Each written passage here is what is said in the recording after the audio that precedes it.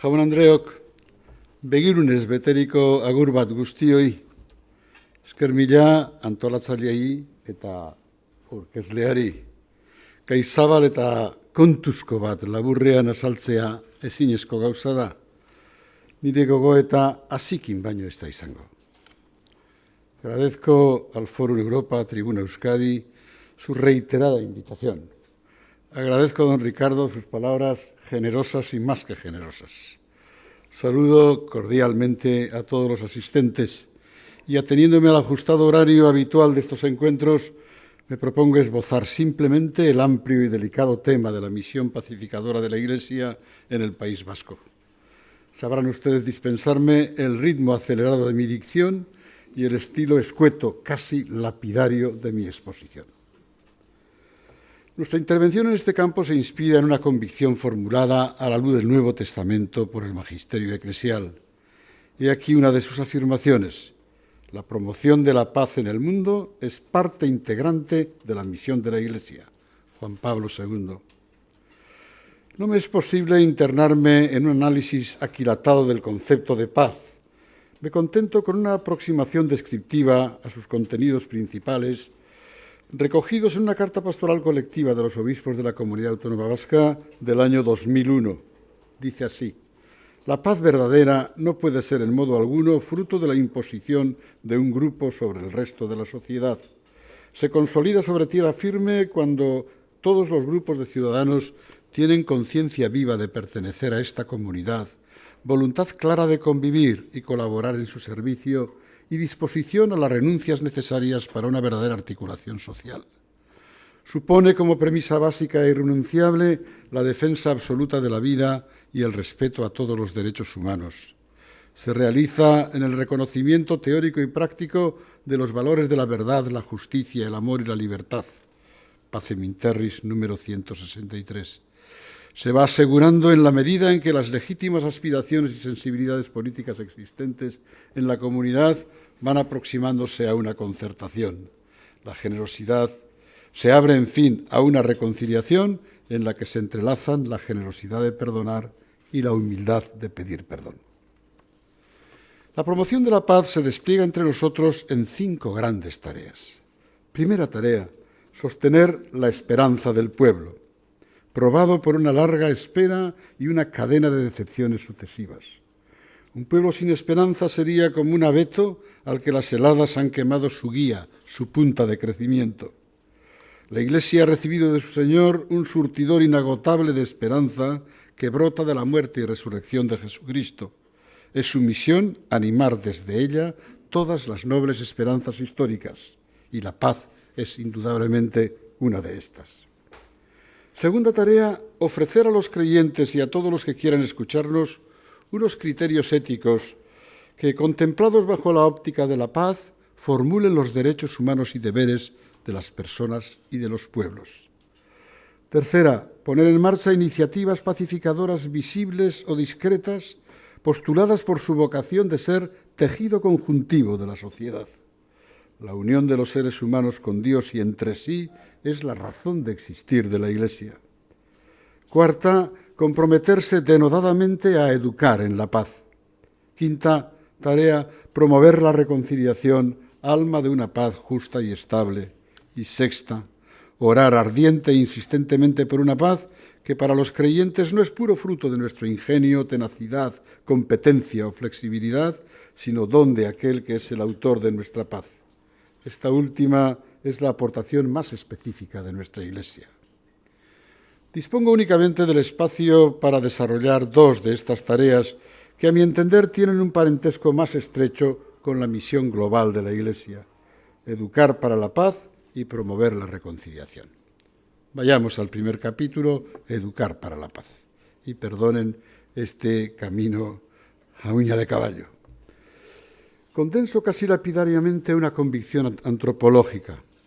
La sociabilidad y la agresividad son 2 componentes originarios y necesarios del ser humano. Contra lo que suele decirse, la agresividad no es en sí misma algo destructor. Lo es cuando deriva en violencia. Y el umbral entre agresividad y violencia se traspasa cuando invadimos por la fuerza los derechos de los demás. No nacemos violentos, nos hacemos violentos. Educar para la paz consiste en encauzar la agresividad, dirigiendo sus energías hacia objetivos nobles y valiosos, y fortalecer la sociabilidad, ofreciéndole motivos y surcos de realización. ¿Y cuáles son en concreto los principales capítulos de la educación para la paz?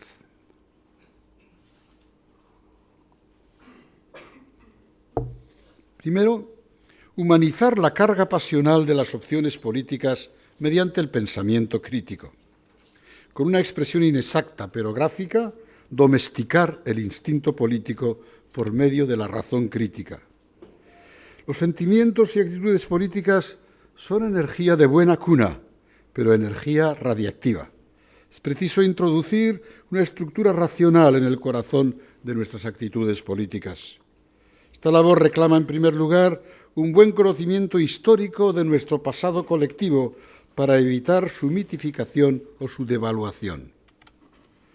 Reclama, asimismo, un análisis riguroso de nuestra situación presente, identificar nuestras desavenencias, los obstáculos para superarlas y las vías razonables realmente posibles, no las soñadas ni las impuestas. Y reclama, en tercer lugar, una formación política básica fundada en las grandes afirmaciones de las ciencias y ética políticas. En nuestra sociedad no se ofrece esta formación, sino en una medida sumamente modesta y con frecuencia muy sesgada. La Iglesia debe ofrecer esta formación, la ofrece y ha de intensificar este servicio. Segunda tarea, educar nuestros sentimientos. Segundo capítulo. Introducir la clave racional es insuficiente. Es preciso serenar el mundo de los sentimientos tan imperiosos en las opciones políticas. La demonización del adversario político, la pasión por liquidarlo de una manera o de otra, el resentimiento por los agravios y las agresiones padecidas, la desconfianza profunda que congela el acercamiento mutuo, se alojan en muchos ciudadanos e incluso dirigentes. Quiero subrayar dos sentimientos positivos que han de ser cultivados en una genuina educación para la paz. El primero consiste en la conciencia cálida de pertenecer al mismo pueblo, a la misma comunidad. A ella pertenece nuestra familia, los amigos, nuestros valores, nuestra cultura, nuestros recursos económicos, nuestro entorno natural. Podemos tener conciencia exclusiva de pertenecer a esta comunidad o compartirla con la conciencia de pertenecer también a la comunidad española. Pero no somos dos comunidades forzadas a coexistir. Somos un pueblo políticamente plural, pero un pueblo. No podemos transmitir a nuestros hijos e hijas la imagen de un pueblo fragmentado. Y el segundo sentimiento se deriva del primero. Nuestras legítimas diferencias culturales y políticas han de ser sentidas como riqueza común.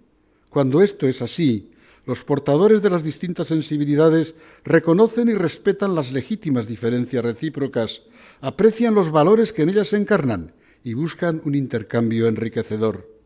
Es difícil todavía entre nosotros llegar a esta meta. Educar para la paz es avanzar en esta dirección. Dentro de este capítulo de la educación para la paz, todavía una tarea más: iluminar y fortalecer nuestra sensibilidad ética. Dejar respetuosamente aparte, entre comillas, la ética o reducirla a un apéndice es hoy una praxis en muchas áreas del comportamiento humano: el mundo económico, la vida sexual, la aplicación ilimitada de los hallazgos de la investigación genética, las relaciones con el tercer mundo, etc. También sucede este fenómeno en el área de la política. El logro de los objetivos se vuelve tan imperativo que con demasiada frecuencia todo vale para obtenerlos.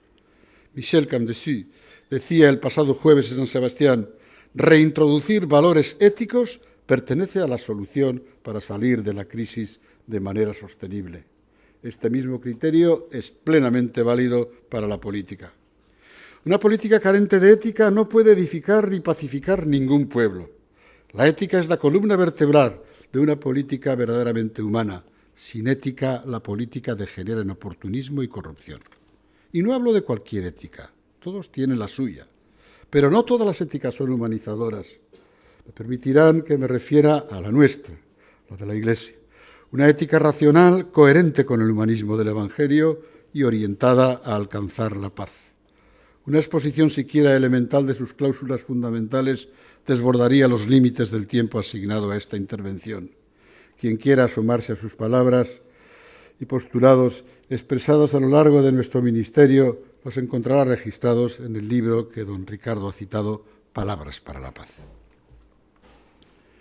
Y cuarta tarea dentro de este primer capítulo de Educar para la Paz, promover actitudes y comportamientos pacificadores.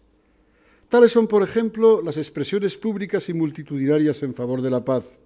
En el último fin de semana, las vicarías cuarta y quinta de Vizcaya han organizado una marcha de Bolívar a Cenarruza bajo el lema Pa' qué videan, la ascensión reiterada de los cristianos de Vizcaya al santuario de Urquiola, la marcha anual orante de miles de guipuzcoanos a Aránzazu, el encuentro interdiocesano que congregó en las campas de Armentia a 50.000 creyentes son oración, reflexión, compromiso y mensaje para la sociedad. Otros muchos encuentros de menor alcance albergan el mismo significado. Son comportamientos pacíficos y pacificadores. Uno de los comportamientos que la Iglesia ha de promover es el diálogo.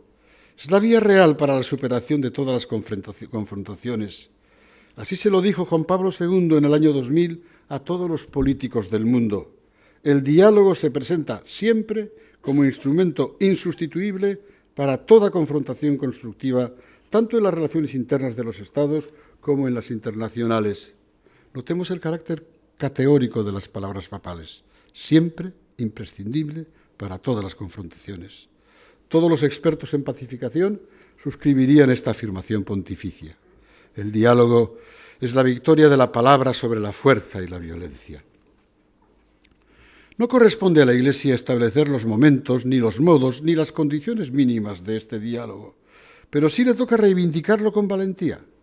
Lamentablemente, palabras esenciales para una respuesta cristiana e incluso humana a nuestros problemas han sido consideradas con recelo en ciertos ambientes sociales. El diálogo, la reconciliación, la misericordia para con todos los sufrientes, el perdón pedido u ofrecido, han sido envueltas en el manto de la sospecha. La Iglesia no puede renunciar a ellas sin mutilar sensiblemente el mensaje de su Señor, aunque por ello le tachen de tibia, ambigua, ambivalente, equidistante. No sería la primera, ni la milésima, ni la última vez que esto sucede. El gran Papa de la Primera Guerra Mundial, Benedicto XV, trabajó desde el primer momento por la paz con su palabra y sus iniciativas, y no fue comprendido por ninguno de los contendientes. Fue tachado por ambos lados de paralizar las necesarias energías para la lucha. Las incomprensiones que pueden suscitar desde diferentes flancos algunas intervenciones de nuestro ministerio son de mucho menor alcance. La actitud dialogante no es innata, se adquiere por la educación.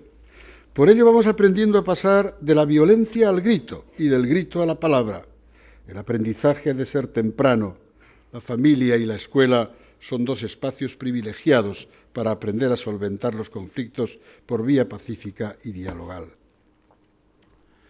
Siempre podemos y debemos hacer más en el campo de la educación para la paz. Pero esta Iglesia nuestra trabaja intensamente por ella. Muchos de nuestros colegios eclesiales tienen programas educativos admirables. Algunos secretariados diocesanos ofrecen cursos de formación y publicaciones encaminadas a este fin. Los obispos abordamos con frecuencia el tema de la paz y convocamos jornadas de reflexión y oración.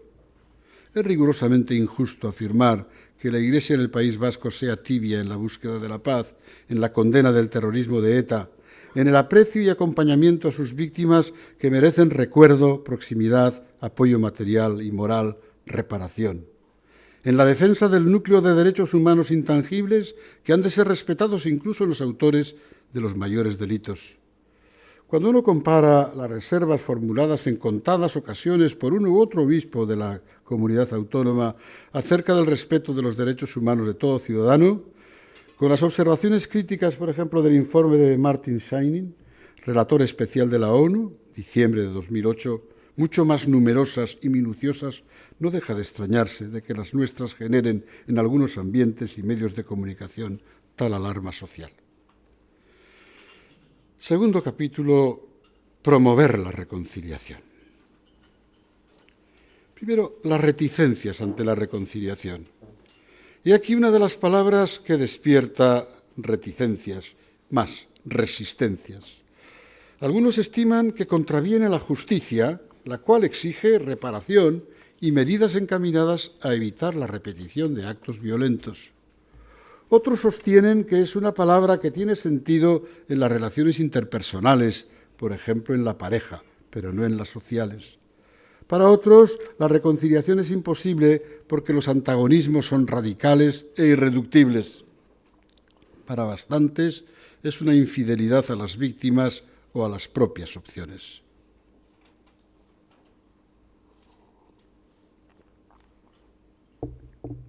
¿Cuáles son los caracteres de la auténtica reconciliación? Los reparos arriba citados provienen de una deficiente comprensión de la reconciliación. Esta no consiste en anudar o reanudar un trato amistoso, sino un mutuo respeto. En realidad, la reconciliación es un proceso por el que, en cualquier orden de la vida, las partes enfrentadas deponen una forma de relación destructiva y sin salida y asumen una forma constructiva de reparar el pasado, edificar el presente y preparar el futuro. Reparar el pasado no es olvidarlo, sino recordarlo de otra manera. Comporta autocrítica si hemos sido injustos y empatía para con los otros, reconociendo su punto de vista y su sufrimiento. Edificar el presente es aceptar mental y vitalmente que nunca más debemos incurrir en una confrontación destructiva. Preparar el futuro es adoptar las actitudes y arbitrar los medios que impidan el retorno perverso al pasado. En suma, es reconocernos como semejantes y aceptarnos como diferentes. ¿Cuál es su relación con la verdad, la justicia y el perdón? La reconciliación guarda estrechos vínculos con la verdad. Decía Boutros Ghali, arrojad luz sobre la verdad no es solo condición, sino parte integrante del proceso de reconciliación. Lejos de excluir la búsqueda de la verdad de los derechos humanos violados, la exige. El mal causado debe ser conocido y reconocido. La inquietud reconciliadora, por su lado, libera la búsqueda de la verdad de convertirse en una tentación obsesiva e insaciable que delataría que seguimos siendo prisioneros de nuestro pasado. La reconciliación no está reñida con la justicia, sino que la reclama necesariamente. Las víctimas, todas las víctimas, tienen derecho a que se les haga justicia. La impunidad desacredita el orden moral e invita a nuevas transgresiones. Y al mismo tiempo, la reconciliación ayuda a la justicia a no ser excesivamente rígida. La justicia sin la reconciliación es inhumana, decía ya Maritain. La justicia pura y dura tiene el riesgo de degenerar en una reivindicación de estilo paranoide.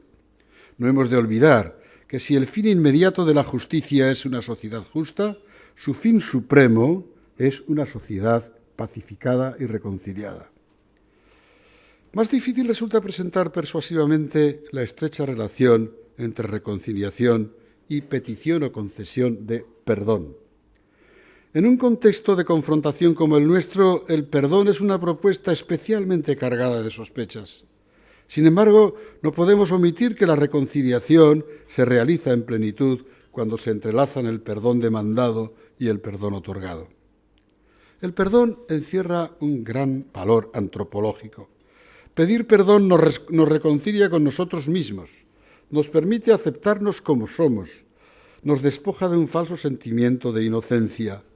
Perdonar nos libera de las cadenas del rencor que nos corroen a nosotros mismos, desbloquea nuestra fijación en el pasado y nos vuelve a capacitar para que podamos iniciar un nuevo camino de vida y crecimiento.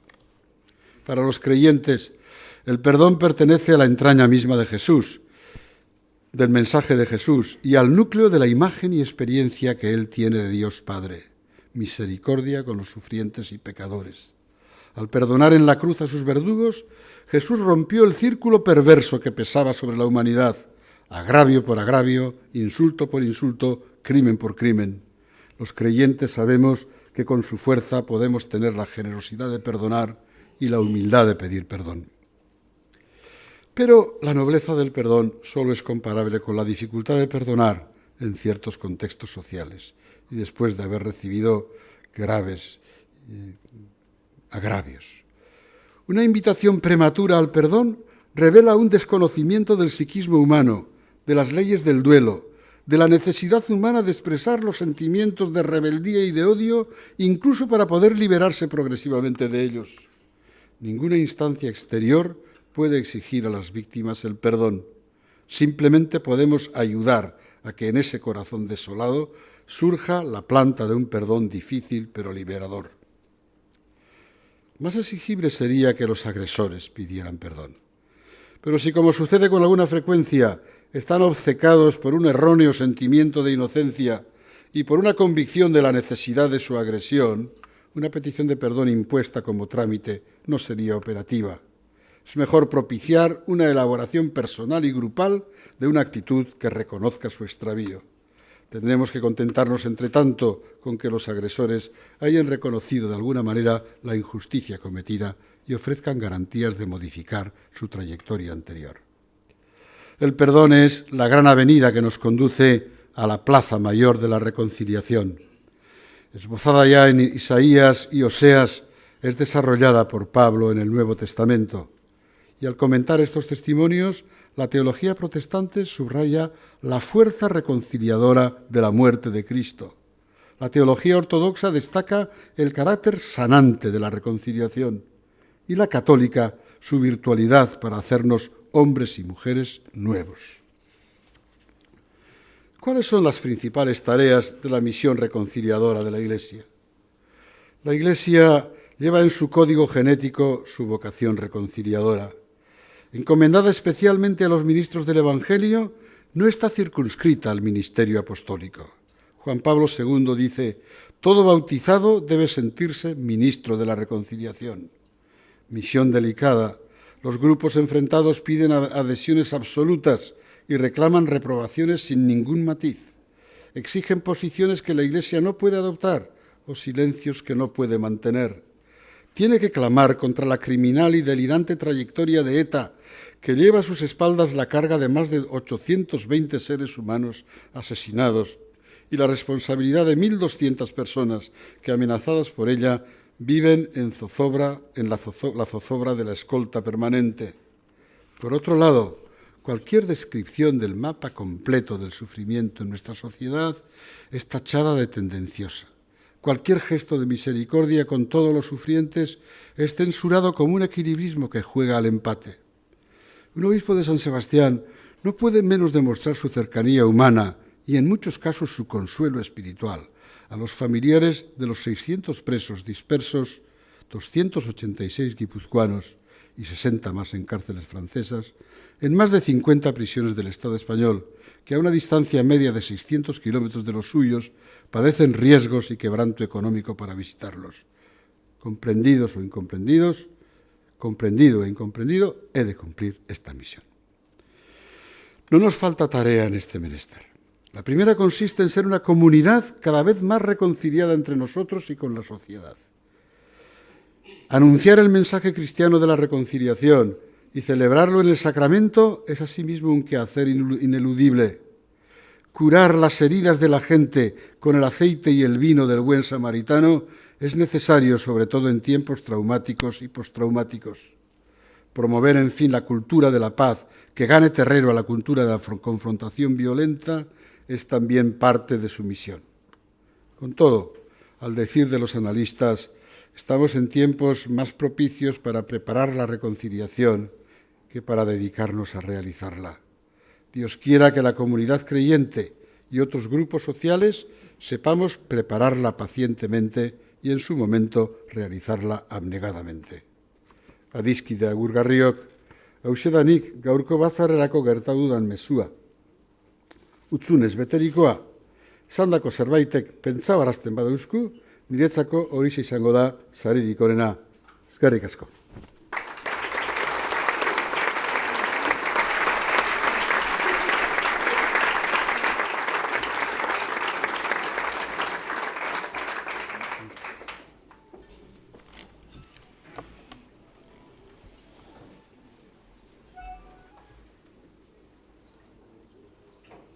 Monseñor, muchas gracias. Pues como es habitual, han venido muchas preguntas. Voy a tratar de organizarlas lo mejor posible.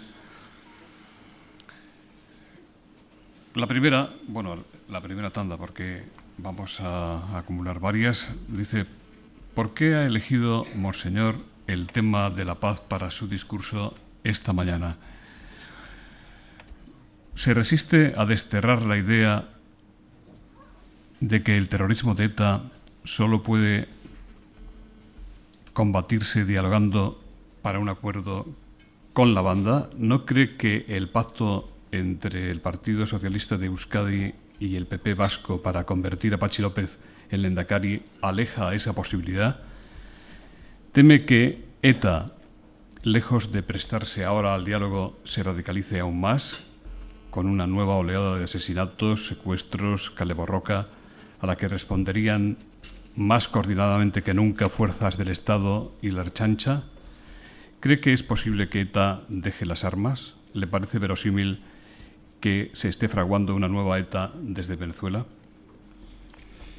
Me parece que es una multipregunta, sí, que no tendré más remedio que desgranarla en sus componentes. Si usted tiene la amabilidad de irme enunciando los componentes, podré tal vez decir alguna cosa que vale la pena. Le preguntan si usted ha hablado esta mañana de paz porque realmente se resiste a desterrar la idea de que el terrorismo de ETA solo puede combatirse con un acuerdo, y si no cree que el pacto entre el PSE y el PP vasco para convertir a Patxi López en lehendakari aleja esa posibilidad. Bueno, con respecto de lo segundo, como yo no soy profeta, ni hijo de profeta, pues lo voy a dejar que el futuro diga lo que sea, ¿verdad? Me parecería que entraría yo en un ámbito que no me corresponde como obispo de la Iglesia de responder a lo segundo.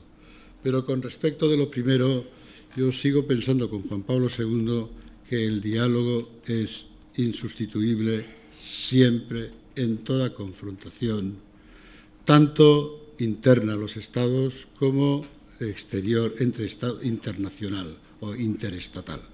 Sigo con esa convicción firme y neta, y por consiguiente la aplico a todas las áreas de la vida, también a esta que...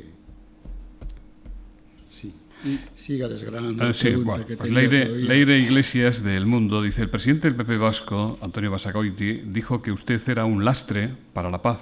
¿Qué opinión le merece? Íñigo Iturrate dice, ¿cree que la Iglesia hace frente de una manera honesta y eficaz al doble objetivo de educar para la paz y promover la reconciliación desde medios tan potencialmente potentes como sus medios de comunicación social, por ejemplo, la COPE? Sí, la primera parte, a ver, que mi memoria es la memoria de un septuagenario ya avanzado, no penséis que soy cualquier cosa. El presidente del PP vasco, Antonio Basagoiti, dijo que usted era un lastre para la paz. ¿Qué opinión le merece? Bueno, yo respeto esa opinión, porque algún motivo tendrá para darla. Me gustaría por lo menos no ser lastre. Creo que he intentado no serlo, y si tengo una pasión de verdad es la pasión por la paz. Una pasión por la paz que respete los derechos humanos de todos, y una pasión por la paz que al final también se convierta en un recorte a una parte de las legítimas aspiraciones que unos u otros pueden tener para llegar a algo así como un acuerdo que sea garantía de una paz justa y estable. Respeto plenamente lo que dice el señor Basagoiti y no le pido pruebas explícitas. Él sabrá por qué lo dice y cómo lo dice. ¿Y lo segundo? Le preguntan sobre la coherencia de la Iglesia al mantener medios de comunicación como la COPE. Vale. Bueno, no todos sabemos que la COPE pues, nos produce algunos problemas a toda la sociedad, a una gran parte de la sociedad.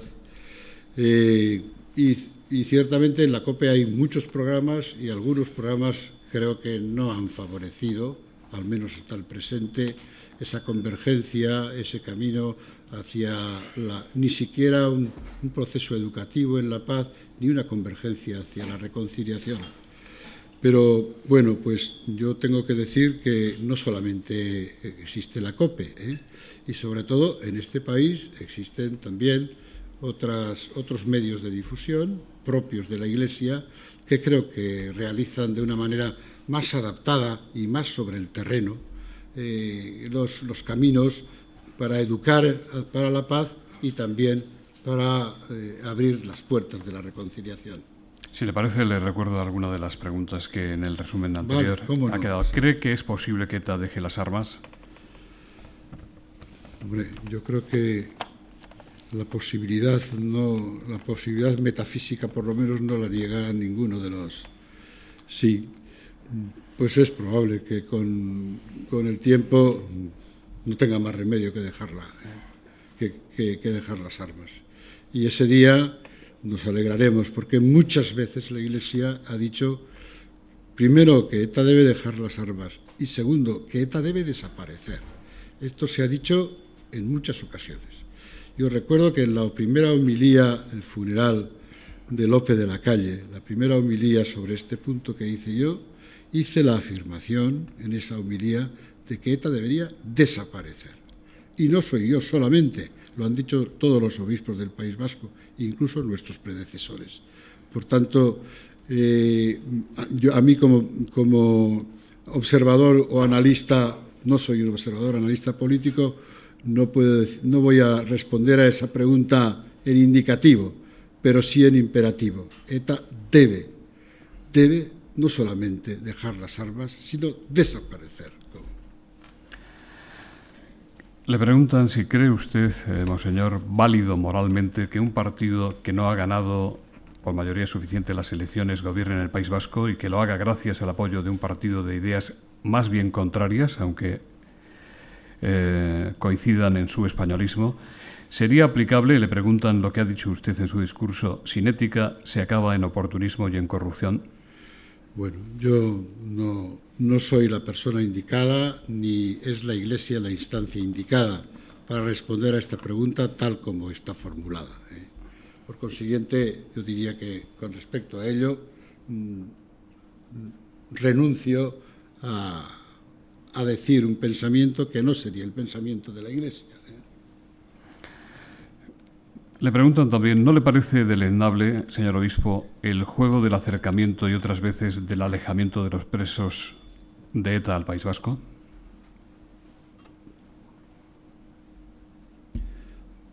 El acercamiento y el alejamiento ha sido conducido fundamentalmente por razones políticas.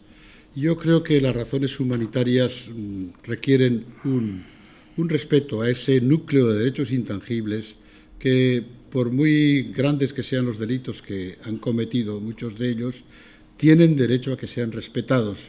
Y sobre todo, las familias de estos presos, pues las familias de estos presos no deben pagar las consecuencias en largos viajes, a veces peligrosos, largos y costosos, etc.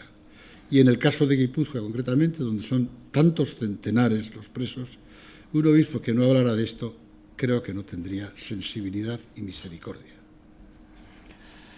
De ella hablaba ayer de la rebelión de los obispos vascos a raíz del comunicado sobre el proyecto de reforma de la ley del aborto. Y hay muchas preguntas, yo no se las voy a resumir, si quiere se las resumo. ¿Cuál es la posición de usted en particular? ¿Hay algún matiz en relación con este tema que quiera usted comentar en relación con el comunicado que han hecho público? No leí yo ayer de ella, porque los domingos son unos días especialmente atareados y los periódicos del domingo los leo el lunes o el martes, para mi desgracia. Pero bueno, hablar de una beligerancia, como me parece que era la palabra utilizada, me parece un tanto desmedido, ¿verdad? Sí. Y con respecto a la ley del aborto, pues, la Iglesia tiene una posición neta y firme y fundada y con siglos de formulación desde ámbitos diferentes. Por consiguiente, que la Iglesia lo diga y en un momento en que, bueno, pues está en trámite una modificación de esa ley, que la Iglesia exprese su pensamiento es lo menos que puede hacer. Creo que no solamente lo puede hacer, sino lo debe hacer.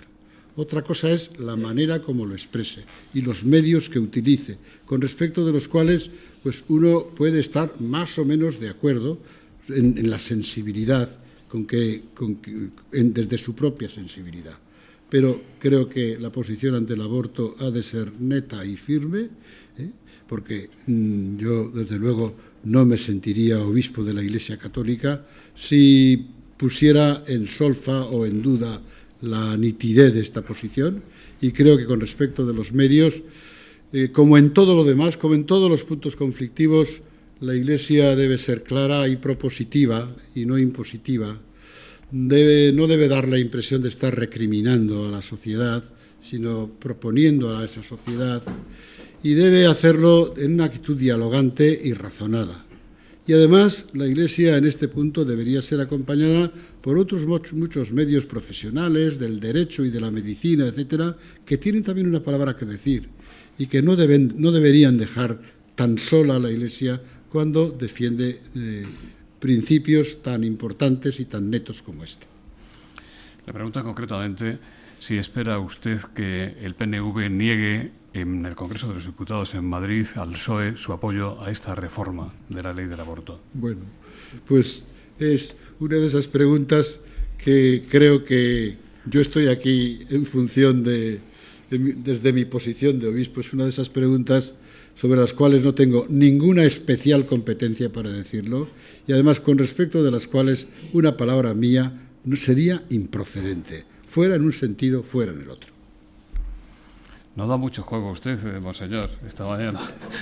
Me da usted mucho juego con las muchísimas preguntas que me formula. Yo voy tratando de pasárselas. Hay muchos representantes, además de otras fuerzas políticas, esta mañana aquí del PNV. Está el presidente del Partido Nacionalista Vasco. Si quiere intervenir, usted sabe que está absolutamente libre de hacerlo, y además nos encantaría que lo hiciese. Bueno, pues seguimos con más preguntas. ¿Dirá algo sobre el Jesús, el libro de Pagola, aclarado que usted autorizó y parece tiene cerrado el camino a las librerías, factor también de reconciliación eclesial? El libro de Jesús de Pagola es un intento serio de aproximación histórica a la persona de Jesús. No intenta ser un tratado de cristología completa. Por consiguiente, no se le puede pedir que ahí aparezcan pues todo lo que dijeron los concilios de Éfeso, Calcedonia, Lateranenses y todos los concilios correspondientes. Y es una aproximación honesta, documentada, bien hecha, que ha podido crear perplejidad en algunos creyentes, pero la experiencia que yo tengo, que es parcial pero real, es que son muchos más los testimonios creyentes que yo he recogido indicando el efecto positivo que les ha creado, e incluso la interpelación a una fe vivida más en profundidad y a una identificación con Jesús vivida más en profundidad, que los testimonios que puedan ser críticos. Yo, a plena conciencia, di mi aval positivo, es decir, mi nihil obstat, que significa que no encuentro nada contrario a la fe católica en este libro, y lo di no con respecto a la primera edición, sino con respecto a una segunda posible edición, en la cual el autor había incorporado muchas cosas que le habían venido pues de una decena de teólogos a los que yo había pedido su parecer. Él había incorporado esto. Y a esa edición renovada, o a esa versión renovada, di yo mi aprobación con todo el corazón y con toda el alma.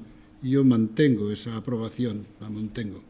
En un momento determinado, pues en diálogo con la Congregación para la Fe, pues no ha sido esta posición mía no ha sido desautorizada en absoluto por la Congregación para la Fe, ni ha habido, de momento, ninguna determinación o declaración con respecto a lo que puede ser la futura edición.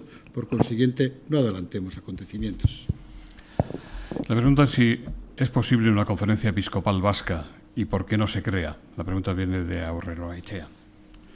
Bueno, pues posibles, en el mundo de los posibles no vamos a negar nada. No parece muy probable que en un horizonte inmediato pueda haber alguna cosa de este estilo y por consiguiente esta es una cosa un problema que en su tiempo tuvo bastante publicidad. Hoy yo creo que lo importante es que más importante que la conferencia episcopal, y tal vez ahí pueda haber una cierta confusión terminológica muy explicable, porque no es lo mismo una conferencia episcopal que una provincia eclesiástica. Y yo no le llamaría una provincia eclesiástica vasca, sino a lo sumo una provincia eclesiástica, como suelen llamarse las provincias eclesiásticas, de Pamplona, en torno a la cual, bueno, pues eso es una cosa que en su día la hemos presentado como deseable ante la Santa Sede y en este momento todavía no hay ninguna determinación tomada en este sentido. ¿Qué razones de fondo, le preguntan, cree usted que existen para que el Gobierno vasco haya promulgado in extremis el decreto sobre la asignatura de la religión en el bachillerato? ¿Qué efecto cree que tendrá el recurso promovido por usted y los otros obispos vascos ante el Tribunal Superior de Justicia? ¿Se suspenderá la aplicación del decreto? Bueno, yo desearía que se suspendiera, lo desearía, porque lo demás no lo viéramos. En este sentido, pues si tienen ustedes un poquito la paciencia de escucharme, yo puedo ofrecerles, y así, de esa manera, pues le doy un poco más juego. Sí. En primer lugar, el año pasado, pues los centros públicos recibieron un borrador de decreto en el que se establecía que las clases de religión no iban a tener alternativa, que los muchachos podían escoger entre religión o nada. Bueno, ese borrador de decreto ya hizo que muchos centros educativos pusieran las clases de religión al inicio de la jornada o al final de la jornada, lo cual pues no favorecía mucho la inscripción a las clases de religión. Y en esta situación nosotros tuvimos una serie de conversaciones lo más discretas posibles con el departamento correspondiente y con el consejero y también a lo largo con otras instancias del Gobierno, siempre por la vía institucional, no por la vía de apoyos partidarios, siempre por la vía institucional, y al final pues ha resultado que pues, el día 27 de febrero se firmó previo paso por el Consejo de Gobierno. El día 27 de febrero apareció en el boletín oficial el anuncio. Nosotros en las conversaciones habíamos sido pues, leales con las autoridades y de una manera amistosa, pero al mismo tiempo firme, les habíamos dicho que nosotros no podríamos mirar como obispos a otro lado si esto se producía. Porque, entre otras muchas razones, yendo a una muy práctica, quien conoce el ámbito estudiantil, y todos lo conocemos por haber vivido en él, el ámbito estudiantil es por naturaleza minimalista, y si podemos arrancar una vacación o una clase menos, la hacemos por todos los caminos del mundo, ¿verdad? Y por consiguiente, para entender una libertad adolescente de un muchacho de 15 o 16 años y entenderla en el contexto escolar, pensar que establecer cualquier asignatura, no solamente la asignatura de religión, entre el sí o la nada, es hacer que la mayoría de ellos opten por la nada. De hecho, ya solamente el anuncio logró un descenso sumamente drástico, de más del 50% en algunas de nuestras diócesis. Y este año ya las perspectivas son todavía menores. Y de los pocos que se han inscrito, al ver que eran tan pocos, ellos mismos se han desanimado y se han dado de baja muchos alumnos. Esto yo creo que no es reconocer la seriedad que tiene la asignatura de religión como asignatura y el valor que tiene para la formación cívica y para la formación humana. De alguna manera es empobrecer, quitarle relieve a la clase de religión es empobrecer la calidad educativa que queremos transferir, sobre todo en un momento en el que la socialización o la transmisión de valores de una generación a otra se nos ha vuelto tan difícil. Y yo creo que la religión es una fuente de valores importantes para vivir y convivir. Eso es lo que públicamente hemos dicho los obispos, sin ningún ánimo de crear pues una catarata de lucha y trabajo. Y nosotros seguiremos trabajando en esa posición y seguiremos actuando de esta manera y seguiremos pidiendo a quien sea en el futuro pues que o bien suspenda, anule esto, o esperaremos a que el Tribunal Contencioso Administrativo dirima la cuestión, lo cual pues nos llevará, como saben ustedes, pues a un proceso largo en el cual, desgraciadamente, no hará más que deteriorarse la clase de religión. He respondido de manera que le he dado juego esta vez. Tengo otra pregunta aquí. ¿Usted espera que el Partido Popular pueda influir en algún sentido en el nuevo gobierno vasco en relación con este tema? Tampoco es de mi incumbencia responder a este problema y me dirá que he hecho muchos balones fuera, pero cuando se juega una final como aquí, pues hay que echar fuera los balones que no le corresponde a uno jugar, ¿eh? Esos valores o hay que congelarlos o hay que dejarlos que se congelen, hay que echarlos fuera y no entrar en ellos. Yo deseo que la formación que sea realice un camino en el Gobierno que favorezca la paz, que nos ayude a superar la crisis económica, que favorezca el encuentro entre todas las sensibilidades que existen en este pueblo. Yo a cualquier gobierno que sea le pido y le pediré, y creo que los obispos conmigo le pedimos y le pediremos lo mismo. Lo mismo. Naturalmente desde su sensibilidad, que también pues, es una sensibilidad legítima, pero a todos los partidos que participen de una manera u otra en un gobierno le pediremos eso, que tenga en cuenta esos grandes valores, entre los cuales los caminos más aptos y más legítimos para obtener la paz tienen, juntamente con el problema económico, etcétera, tienen una grandísima importancia.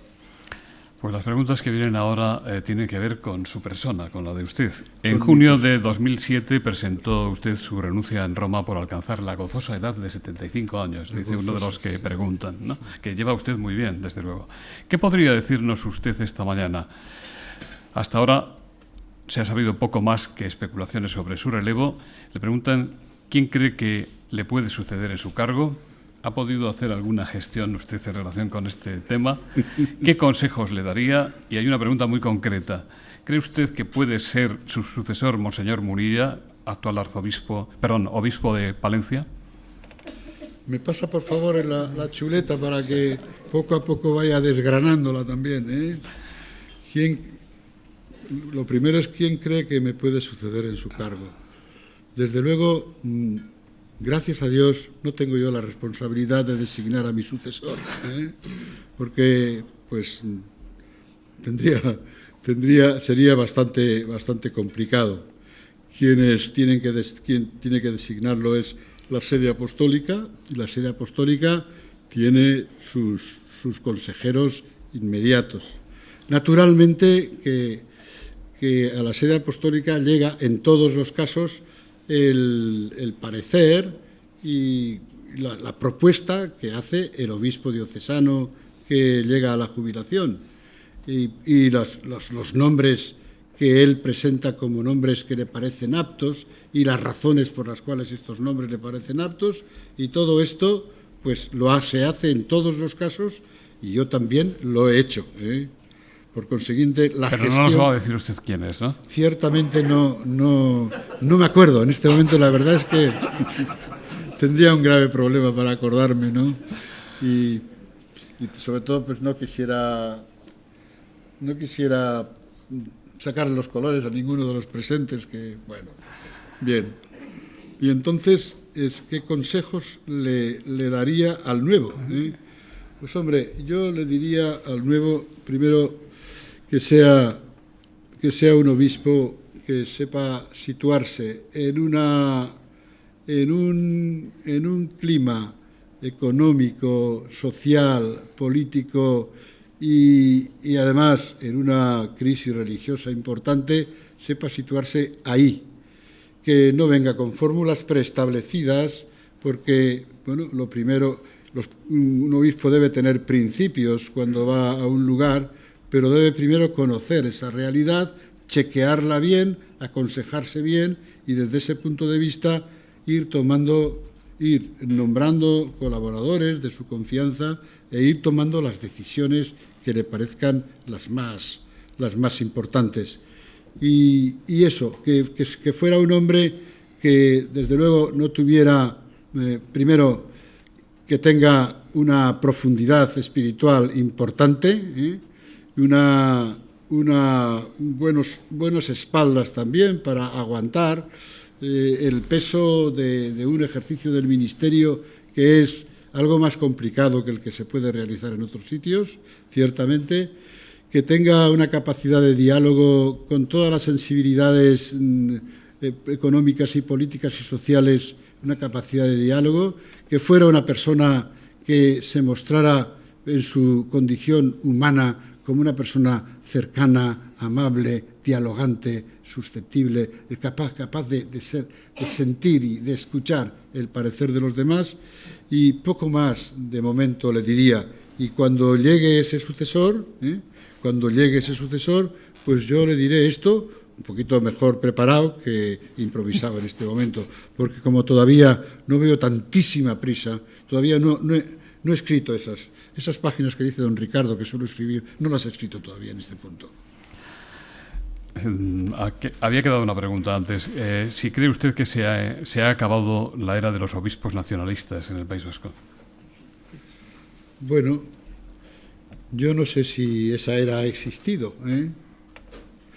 Ha existido, pues, la era, y existe la era de los hombres entrañados en su propio medio, en su propia comunidad, en su propio pueblo, entrañados, arraigados.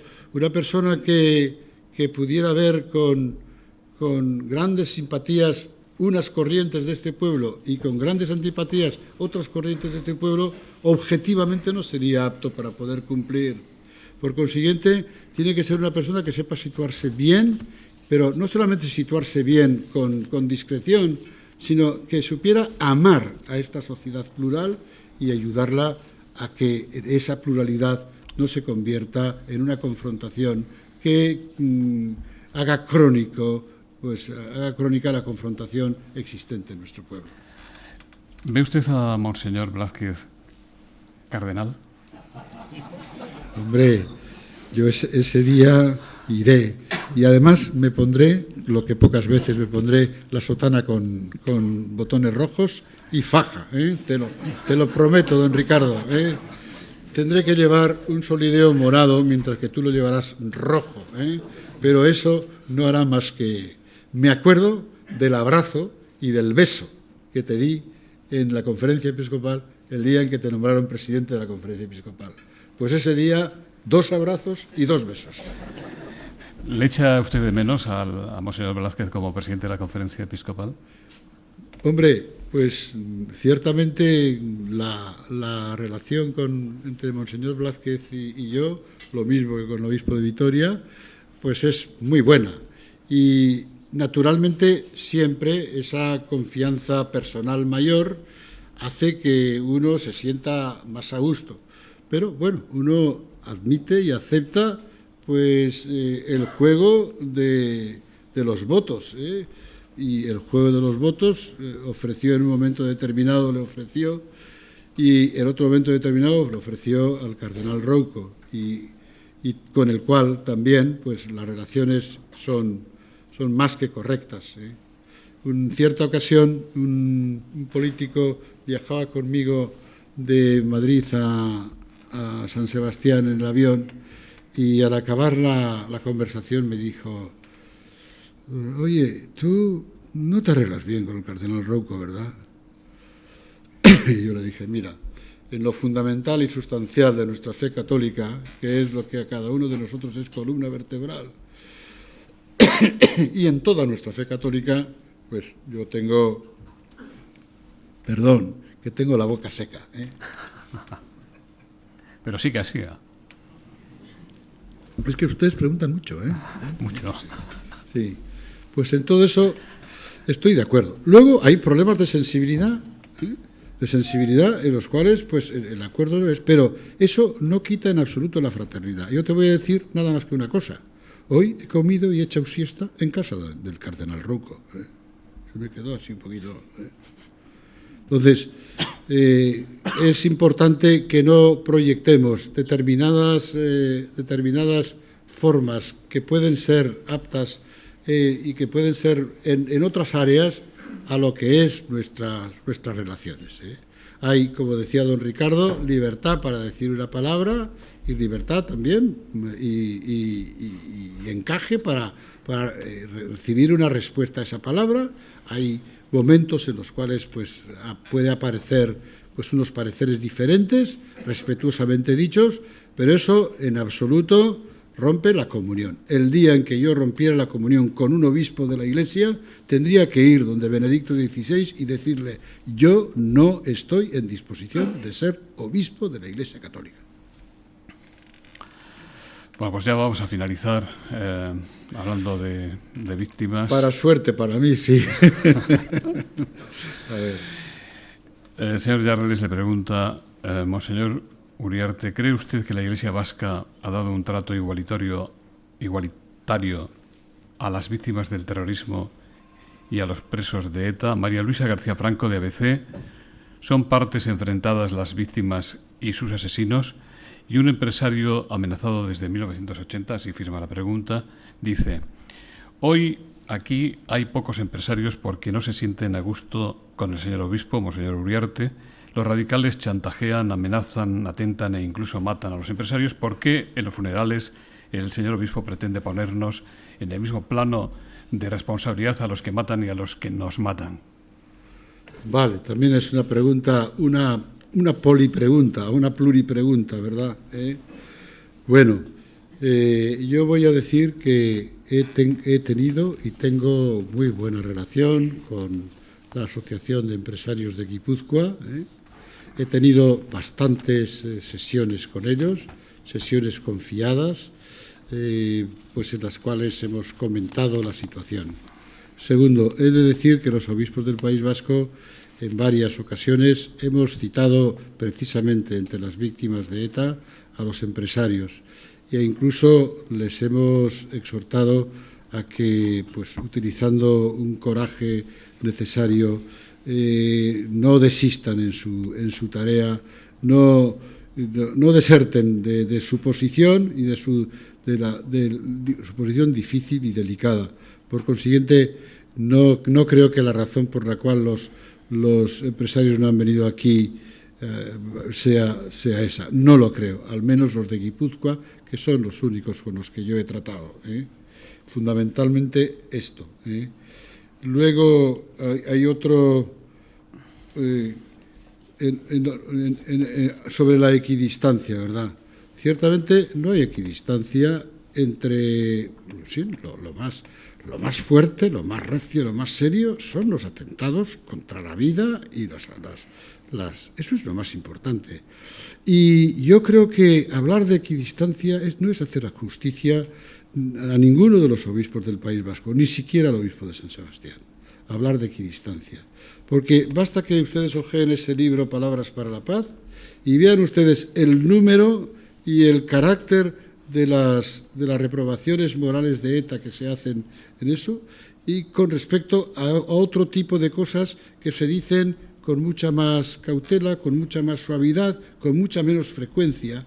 Por consiguiente, esa misma proporción numérica y esa misma intensidad mayor o menor indica que no hay equidistancia. Equidistancia no la hay.